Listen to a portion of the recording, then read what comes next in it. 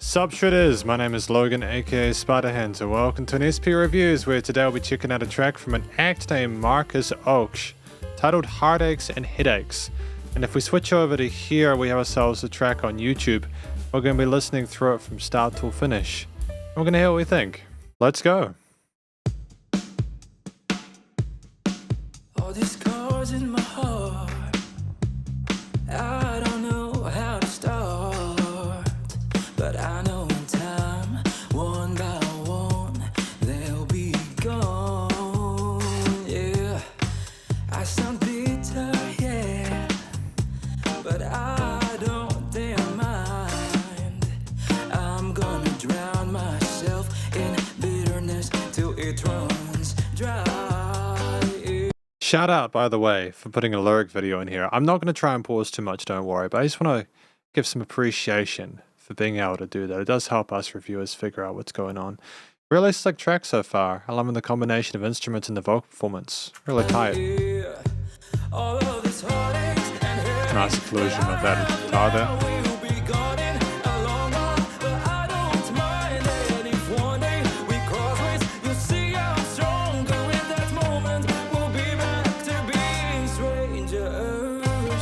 Great legato passages there. Lots of passion in it.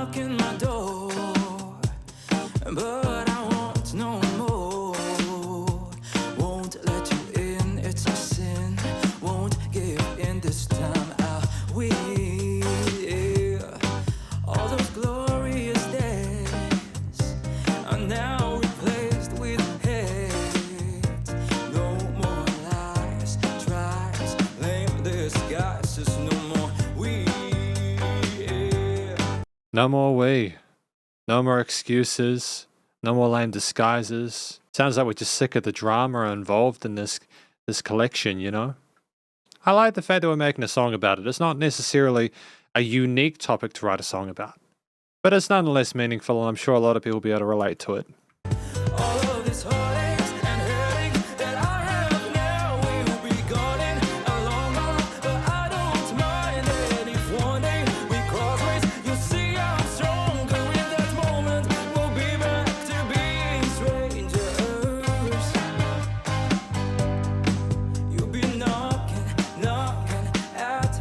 Fantastic additions with the backing vocals.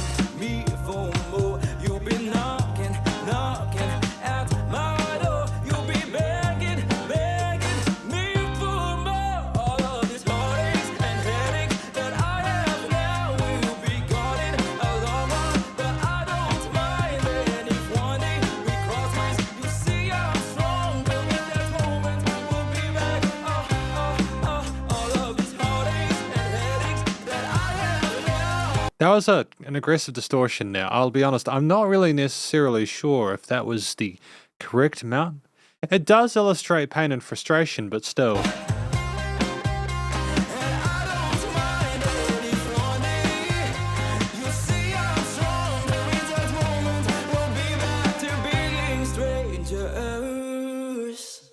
No, I think he's a great singer.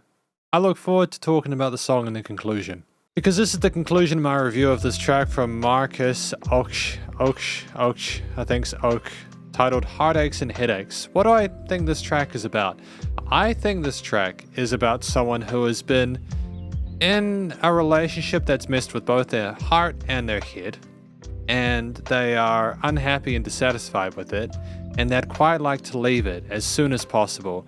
I get the impression that when they meet again, that they'll be stronger, that they're looking forward to being a better person without them in their life. And I can appreciate that. I think that it's a positive message that sometimes you can just be better off without the drama, you know? So I think that it's a good thing to write a song about. I'm sure that people will be able to relate to it. There'll be an audience for it. Good on him for speaking out and being honest about that kind of thing. I think that the vocals were well done.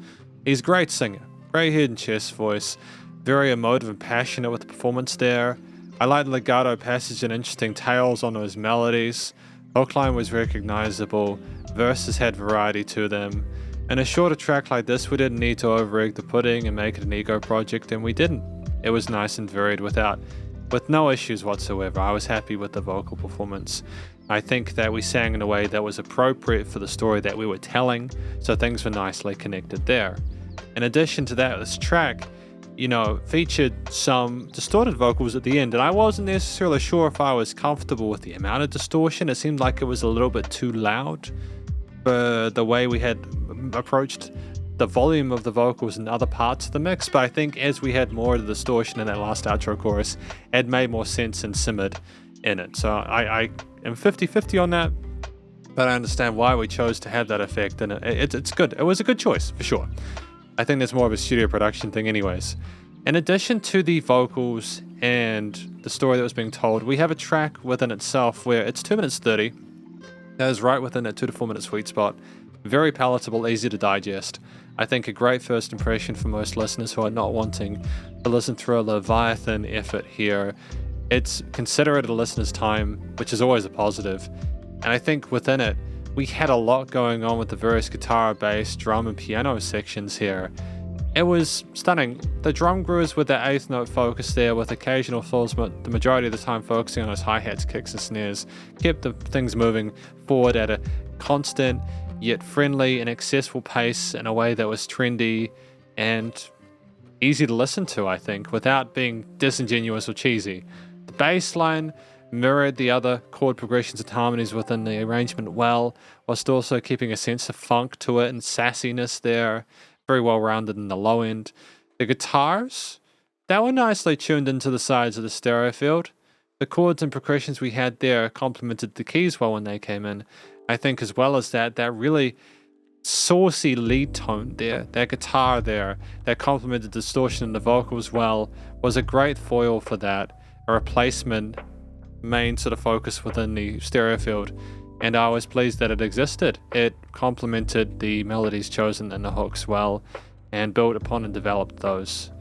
I was in two minds about whether or not we should have had more lead work from that instrument, but I think when we're trying to keep a story like this relatively simple, that's not actually an issue. It's absolutely fine, so well done on that front. And the keys, highlighting the triads within those chord progressions, and the bass lines, I think that we didn't really need to have too much more going on with that. We had a lot of finesse with it, but we never overplayed. And you got the feeling from this that this was a musician who understood the best qualities of each of the individual components within the arrangement and wanted to show the listener that they were capable of controlling those. This led to a theme that sounded like we were dissatisfied with the occasion, the musical theme, with the accompaniment. We sounded like the song sounded like we were dissatisfied with the situation we were in, but we weren't going to let that drag us down. We were putting up a front, an act of defiance against what was being expected of us in our current state to work towards something better, and we were trying to demonstrate to the listener through the chord progressions, the key signatures, the different textures and timbres within this track that we're better off alone until further notice. In that respect, with a very tight instrumental performance that complemented the vocals well, I think that this was well performed and well played, and I can understand a connection between all the various elements. It's well done. And finally, the studio recording, mixing and mastering was great. They handled things well there, with the vocals being nice and present in the mix. Very little processing aside from a bit of compression EQing outside of the distortion added in the post-pros. The drums were nice and punchy, the bass nice and full in the low end without being too boisterous there. Guitars and pianos nicely filling in the mids and highs of the frequency spectrum without any resonant frequencies. Things were nice and wide in the stereo field as well. Music surrounded you in the headphones. There was dynamic range to this track. Things weren't the same loudness all the time, whilst there being appropriate amounts of headroom so that the song could breathe. Finally, it was nice and loud without pumping, so the limiting and bus compression was done to an acceptable standard. Ultimately, a really positive impression of Marcus Oche's music. Maybe if someone could please, Marcus Oche. I'm going to have to Google that. But thank you very much for watching my review of Marcus and their track Heartaches and Headaches, and hopefully you enjoyed it. If you did, please go show them some love via their various social medias and YouTube page, and stay cool and stay safe, and please remember to support your local musicians and artists at this point in time, as either help more than ever with all the crazy stuff going on in the world, and I will catch you in the next review. Spiderhands out.